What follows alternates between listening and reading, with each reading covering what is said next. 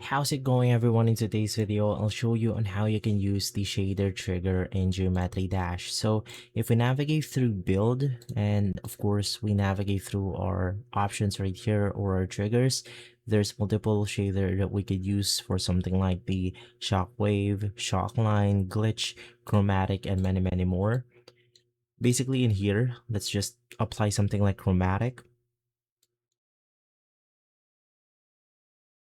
And basically with this one, I'm just going to leave it at default. But of course, you could click edit group and you could apply it to something like T1, T2, and to whatever you want to.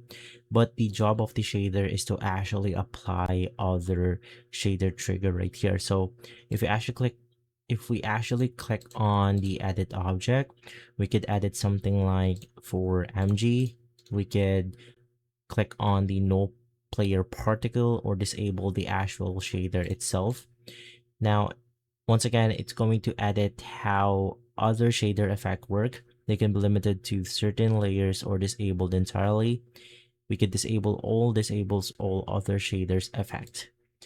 Now, that's going to be how simple it is. For example, for BG, we want to go ahead and disable the shader effect for background. Same thing with MG, B5, B4, so on and so forth. And so guys, if this video has been helpful, leave a like, subscribe, and follow us for more videos like this. Thanks for watching.